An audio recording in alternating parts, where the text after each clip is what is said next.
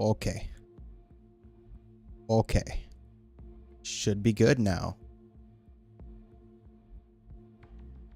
Hopefully. Not sure why this thing is acting like that. Alright, let me open up Cyberpunk. Gonna glitch a little bit because it's switching monitors, yada yada.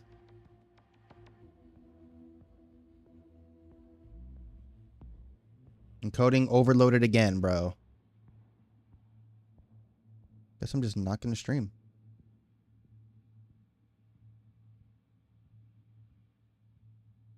There we go. There's Cyberpunk.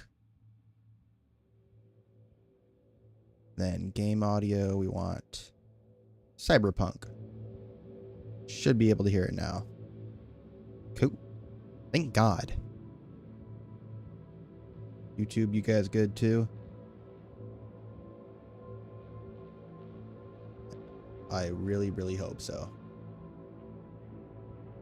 Like, OBS is so, like, touchy.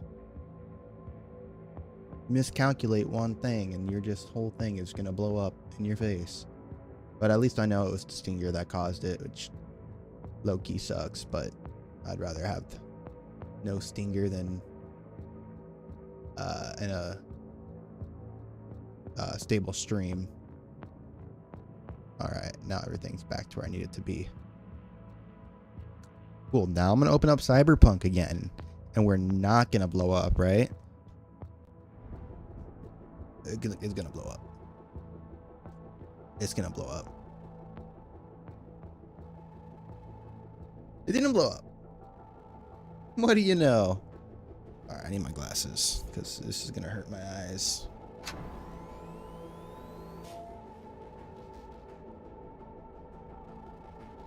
Only thing that I don't like about a wide monitor is it gets cut off, which kind of defeats the point of having a wide monitor. The only time it's not wide is if you're actually in a game. But if you want to watch television or something and you don't have a TV, you just have like a lot of empty black space on your screen.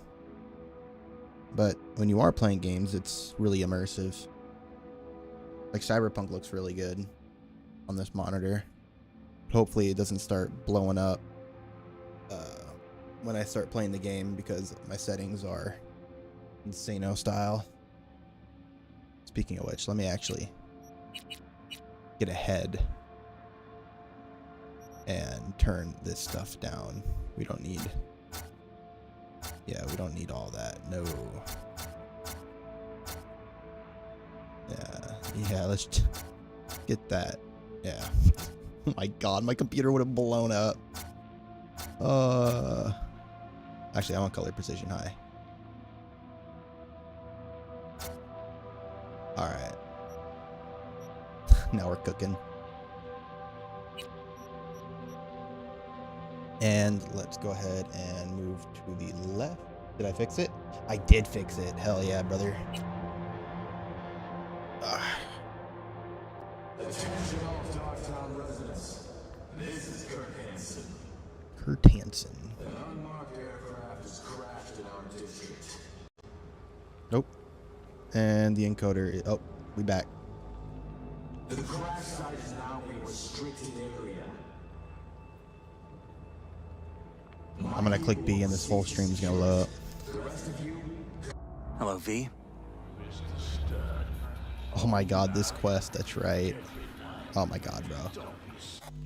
Alright, I'm turning my settings down, don't worry. My computer, my poor computer. Low. All of it needs to be low. Yeah, turn all that off.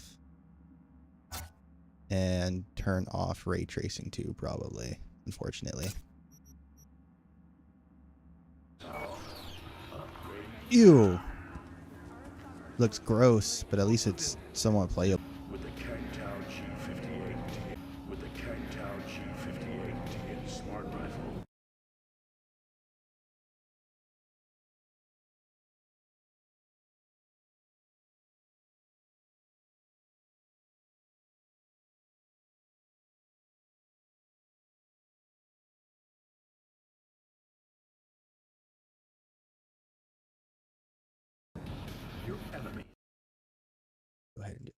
was that?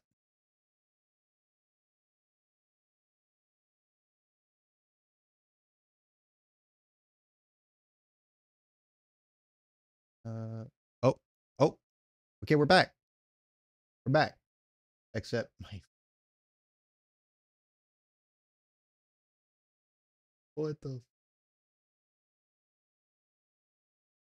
okay. I mean, I'm happy with that. Let's just go back to this screen, I guess. Turn that off. Uh it is what it is. Probably just chill and watch something else. Like this Superman trailer's gonna get me friggin' yeeted into copyright hell. But that's unfortunate. That's truly unfortunate. Maybe. Oh, my thing's blown up again. I can open up YouTube and just have like. I can't play anything copyright related though. That's the only issue. Hey, how's it going? Nope. You don't want that. I want YouTube, not me.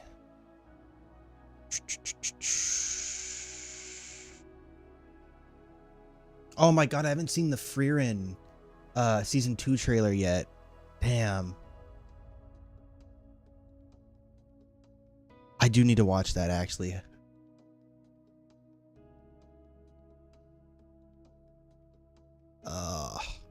There's so many good things I need to watch. And the new Samsung phone kind of looks sick, not gonna lie. Yeah, I guess I can just play.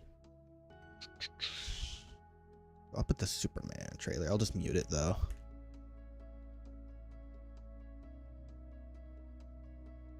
And just have that shit on repeat.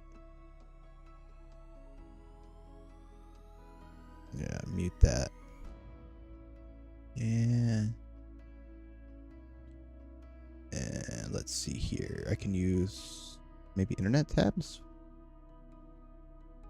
That work? Aha. Oh. Oop. I put that right there.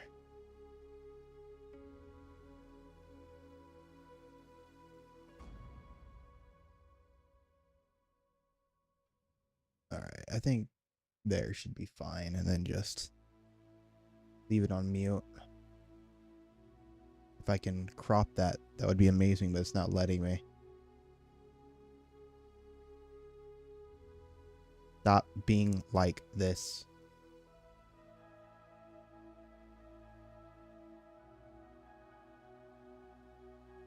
Oh my god. Well, I tried. Transform. Edit, transform. Oh my god, that's too much for my head.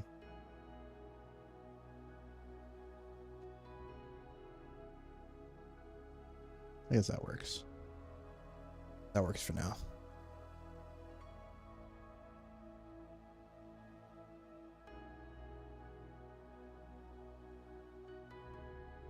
I forgot to let everybody know on socials I was live. Probably not going to be a long stream though, because everything's like whatchamacallit? Broken. This was a really good scene though. The dynamic between Clark and Lois here, like when he's talking as Clark right now, and then he leans forward and he's like, "Oh, Miss Lane, yeah, right here." Oh my god, bro, it's so good. Just kind of try to break down everything from the movie, from the trailer. So let me start from the beginning actually. I just talk about. Okay, Metropolis in the film, I really liked its look. I think that they nailed Metropolis, making it feel like it was a city in the DC universe. I love the look of the Luthor Corps building. It was amazing. I do miss like the monorail like aesthetic that goes through Metropolis, but yeah, it is what it is. Just creative choice. Yeah, Metropolis really felt like Metropolis. These two were incredible together. Like I said, this whole scene was such a well done exchange. This part of the movie was actually a lot sooner than I thought it would take place. This is, I guess this is about halfway through. Actually, like end of the first act. But yeah, this is right after everyone finds out that Jor-El, who's played by I didn't realize this when I was watching the movie, but he's played by Bradley Cooper. And you know, you have the message of Superman's parents that Superman finds soothing, and like, oh, we love you, son, go there, like do good for humanity. But there was another part of the message that was broken and like damaged in transit to Earth, and he never really got to see the second half of it until Lex Luthor and his gang pulled up, broke inside the Fortress of Solitude, which they never call it that in the film, now that I think about it. But they break into the fortress, they dig into the computer, destroy all the Superman robots, and actually decrypt what that message actually said. And it was essentially, actually, I guess I can unmute it if I'm pausing it, not letting it play and repeat. But essentially, they were like, oh, spread your seed, my son, bring back Krypton, which obviously isn't necessarily what the comics presented, but I think it was a nice change considering how we always get Superman stories like every other day. And it kind of makes sense to, you know, looking from a political stance from Krypton. Krypton to me gave Viltrumite vibes in this universe, which I think works really well. A lot of people aren't going to like that. Whatever. I mean, cool. I understand, but I think it's a good change because Jor-El and his mom aren't really that important anyways outside of his origin. And I don't know. I just think having that aspect of the story take a front and center role in the narrative here is great, because it gives people more of a reason to distrust Superman outside of, oh, this is like a god, how do we trust him? And then you see this message, which is proven to be credible. It's not like they Lex Luthor doctored it or something, and they're like, oh my god, like this dude's gonna like spread his seed. And then the president of Bolivia made a funny joke about oh, Superman said we had the most beautiful women. It was kind of funny. Yeah, so really interesting scene. And I thought in this scene he was turning himself in, but he's actually just going inside the building to like contemplate everything that just happened. And this is right after he just saved a whole bunch of people too. Then we have Rick Flag's dad. Rick Flag Jr. was the one who Peacemaker killed in the Suicide Squad, which I guess is now canonical in a way to the DCU. And I know he's going to play a more central figure in Peacemaker Season 2. And I loved Peacemaker Season 1. I wish I reacted to it. It was really freaking funny. But I'll definitely react to Season 2. And yeah, he was really interesting, but he was kind of open to the fact to accepting Superman. And then at the end of the film, he was just like, metahumans are making the rules now. It was kind of a weird switch up, because he doesn't really have any beef with metahumans. He has beef with Peacemaker, who had a really funny cameo in this movie when he was doing an interview about Superman spreading his seed and stuff. So that was yeah, see, that's why I think they nailed Superman, because Superman in this whole film, he's like, people like, I'm pretty sure they say it in this trailer actually, so let's just go there. He's like, people were gonna die. He's just tired of all the politics and stuff. People were gonna die. Yeah, I'm trying to find the part. The Hammer of Baravia or whatever. That was pretty predictable, but it's still fun. Okay, I think I skipped it, or it's not in this trailer. But essentially, yeah, he's like, oh, people were gonna die. That's why I did it. And it turns out Superman was right. He did stop, you know, Luthor from creating his own country and stuff. So yeah, he I don't know. This is just Superman to me. He was smiling, cheering on kids, having a good time, and I don't know what else you could really ask for. So that was good. The VFX too, like particularly particularly in this scene as well. It was so good. The CGI was amazing. I love the suit and the details. It definitely stands out from Marvel. And I'm glad we didn't do the nano technology thing that Marvel loves doing recently. So Ironheart was a good change from like an actual like physical suit. Ultraman, yeah, pretty predictable. We all knew who Ultraman was gonna be, and then he falls into a black hole, never to be seen again. And then oh my god, the engineer got messed up. Like she got cooked at the end. She's like drowning Superman with her nanites. Like it's all in his lungs, his whole body. And bro flies to space and then free fall body slams her ass into the concrete through a building. Like she's done, like gone. Her neck was annihilated. I am like 99% sure, no, 100% sure. So, and then Lex Luthor. Oh no, shoot, go back.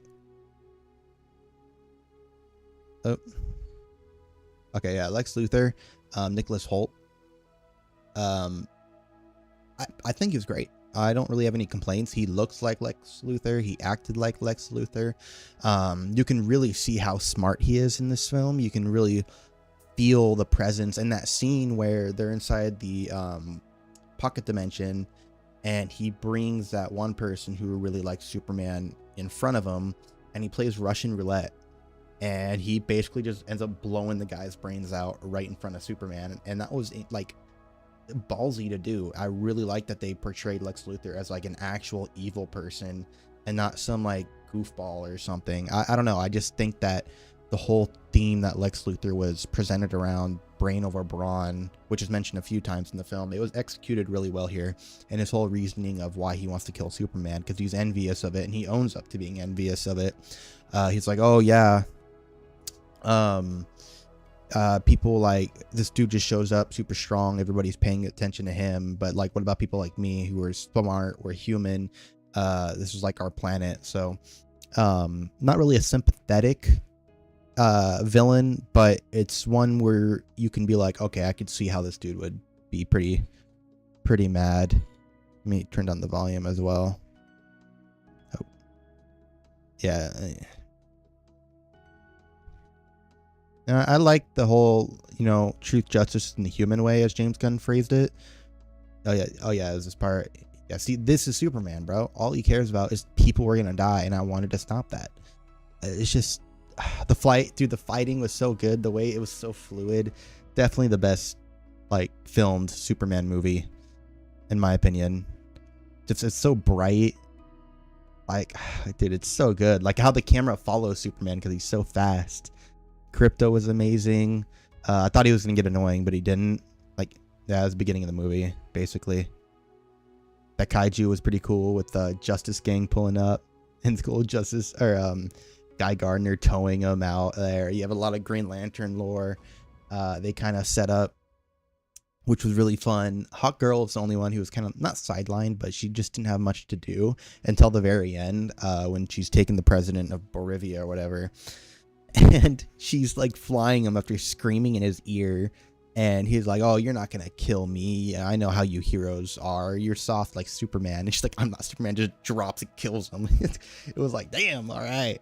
And I like that they aren't doing what Marvel does. There's a clear distinction between Marvel and DC movies now, where in a Marvel movie you're really not gonna see that all that much. You're not going to see just heroes killing people openly, or very rarely you do. If you're watching Daredevil or something more grounded, yeah, you'll see that. But in a movie like Thunderbolts, like, people die and they just come back to life like immediately. So it's still a great movie though. But yeah, here, like, no, people are dead. Like that dude that Lex Luthor killed, he's gone, sent straight to the Shadow Realm, the Phantom Zone. So it was good. And the Ma Kent stuff, Pa Kent, dude, such great scene between these characters. Oh my god, Mr. Terrific. They did Mr. Terrific justice here. The whole fight scene, which it's about to happen, it happens right after the shot. But dude, he pulls up to the camp of all Lex Luthor's people. Like a whole bunch of them. They're like armed and stuff, and they're like, oh, it's the smart one. Like, we don't gotta worry about him. and he's just casually walking up to the portal to the pocket dimension, and they're like, oh, this is your last chance to stop. He's like, oh, funny, I'm gonna extend the same what's the word, proposition to you. And they don't listen to him, and then bro like throws a bubble at Lois to like protect her and just goes insano style messing people up. It was one of the coolest live action scenes I've ever seen when it comes to Marvel and DC. They did such a great shot. It was all one shot, just panning around Lois. You could see everything. The music was great. I don't know, they just really did Mr. Terrific justice here. So so fun. Like, oh yeah, see, this is the scene right here. I thought, yeah, see the whole, like, I just love how this movie really showed you Superman's origins without showing you Superman's origins. Like in this scene, Lois walks in and she's looking at Clark's room, and you see his life in Smallville, like all the trophies he won, his posters, a chessboard right there. You just kind of see the kind of person he was growing up. You really have that Smallville vibe when they briefly do go here. So I really liked it. And then Metamorpho right here. Really great character. I didn't really remember the trailer at all, so I kind of forgot he was in the movie until they throw Superman in prison right here. And it's kind of cool because they're like, oh, they established all the kryptonite is off Earth. Probably not. And this dude Metamorpho, she's like, no, I can make some right here, and like that's what's in his hand. So I kind of forgot. So that was really fun. Yeah, bro's just like the ultimate op for Superman, and almost kills him. And then he Aura farmed right here. Yeah, see the whole Justice Gang. I didn't like that joke though. I mean, it wasn't funny at first, but it kind of grew on me at the end. The whole Justice Gang and Hawk Girl and Mr. Terrific, like, we are not calling ourselves that. And Guy Gardner is like, oh yeah, we are. And at the very end, when Metamorpho is like, oh, can I join you guys? He's like, no, we're not gonna have Metamorpho and the Justice Gang. He's like, oh, I love that name. Sounds really fun. He's like, you're in. It's funny. This, like, hope, bro. Like, this is hope. Like the kid raising, oh, I didn't mean to do that. He's raising the flag, which, I think it was Man of Steel or it's Batman versus Superman that did that, where you have the people like reaching out for Superman. But the only reason I don't like that as much as I like this is because it felt really like, not culty, but like, oh, he's a god, like, grace us with your presence, Superman. Oh my god. And then here they're just like, Superman, save us, please. And I thought it was really wholesome. Thought it was really well done here. See, that was a great little sequence too. No mention of Batman or Flash or anything else like that. That's such, oh my god, bro, this whole kaiju scene was amazing. It was non-stop action like the whole time. Oh, see, that's when she kills that dude. Okay. It's crazy how much they show without showing anything. That's like one of the last shots of the film. Yeah, see, just such a good, like, I don't know how you can't not like this. It's amazing. I had so much fun, and I'm really excited for Supergirl. Oh my god, Supergirl pulls up at the end of the movie.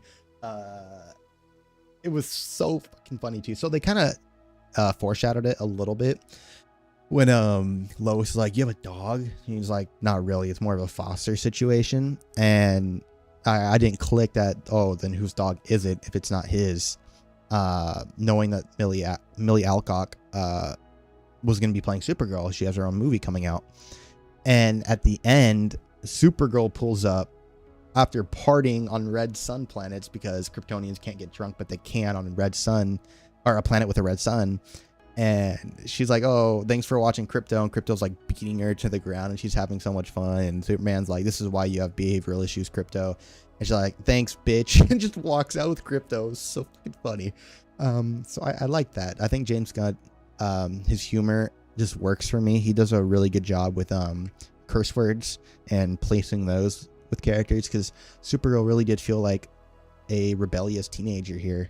And in the actual Supergirl show, or not actual, but in the Supergirl show, she just always seemed mature and very like Superman-ish, which she does eventually get to, but it's nice to explore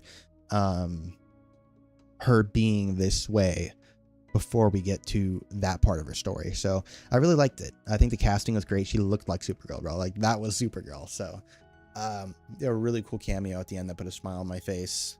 And the 2 post-credit scenes were just gags, nothing important. We have the first one, which is like 5 seconds long, of just Krypto and Superman sitting on the moon looking at Earth. Great shot. And then you have the post-credit scene, which is Mr. Terrific and Superman looking at a building that they had put together, and it's like slightly crooked, and Superman's complaining, like having an OCD moment. So that was a fun little scene. Wish they showed something else, like setting up DC going forward. But yeah, I had hoped maybe we'd see another Easter egg in regards to who the Batman is going to end up being. There is a little nod to Gotham City with like the road signs and stuff. I think there was a mention. Oh, there's a mention of Jitters, which was really fun. What other Easter egg did I pick up on? There was Maxwell Lord. He made a few cameos, played by Sean Gunn. And then Maxwell Lord is the one funding the Justice Gang from what Green Lantern said. There's that, and then there's a few other Easter eggs. I'm trying to remember. I was gonna write stuff down, but there was people next to me, so I didn't want to have my phone out like taking notes. But either way, I would have forgotten because I was having a lot of fun. There was, I'm thinking that black hole is actually something that ties into the Phantom Zone. I think that would be a really cool way to bring back Ultraman, and then have Ultraman become Bizarro. So that's my current theory. And then you have there's something else. I thought they were going to make a reference to like gold kryptonite or blue kryptonite. They didn't get that far yet. I think the only show that did touch on different kinds of kryptonite was Superman and Lois, if I remember right. Or was it the Flash with the crossover? I don't remember. There was no mention of any other big crazy villains. But I liked how the film opened, where it's like 3 centuries ago, metahumans started popping up. 3 decades ago, what was it? Or 33 centuries ago, metahumans started showing up. And then, Hawkgirl and stuff, like ancient Egypt and whatnot. And then it was 33 years ago is when Superman crash landed, I believe, or something. And then it was like 3 years ago, he came out as Superman. And then it was like 3 months ago, started dating Lois Lane or something. And then like it was 3 minutes ago, Superman was fighting someone and just got beaten for the first time. And then it was like 3 seconds ago, like he crashes in. So I really like how they did that. That whole opening scene was the Krypto take me home, and he drags him to the Fortress of Solitude where he gets healed. So yeah, it just really worked for me. I loved the pacing. The pacing was just non-stop action, and then like a few wholesome moments sprinkled in there. So nothing to complain about there. The score was amazing. It's just a lot easier to talk about spoilers or review. I can have a more in-depth review and I can talk about spoilers, like the whole Jor-El stuff and like spread your seed, which definitely a interesting change, but I was okay with it. Yeah, it worked for me because it made it feel like Viltrum and gave people, more of a reason to distrust Superman. What other there was a complaint I had. I mean, I know the humor didn't land every time. There was something else. I don't know. I guess it's a good thing I'm having such a hard time remembering something I didn't like. I didn't like how Superman got like his ass beat constantly, but I also understand that's the point. Like, what's the point of having a Superman movie if there isn't a challenge? If we wanted to watch a Superman movie where he just constantly was saving the day, that'd be boring. There's no conflict. So you kind of don't mind that.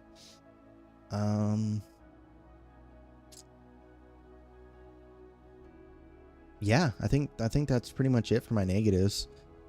I like how they didn't dwell on the romance between Clark and Lois too much. Skipping the origin story was a brilliant thing to do. Like, not starting there was a really good way to just have a fully fleshed Superman movie. You don't need another origin. Same with Spider-Man. That was a good call to just fast forward through that. And Batman did the same thing, if I remember right. There was no origin story there. So I would love Robert Pattinson to be the Batman of the DCU. I don't think that's going to happen, but if it did, I'd be very, very excited. I don't know who else could play a really good Batman. No one comes to mind. Ben Affleck was really cool, but he was just kind of old, like too old to play Batman. I want a younger Batman who's like in his prime.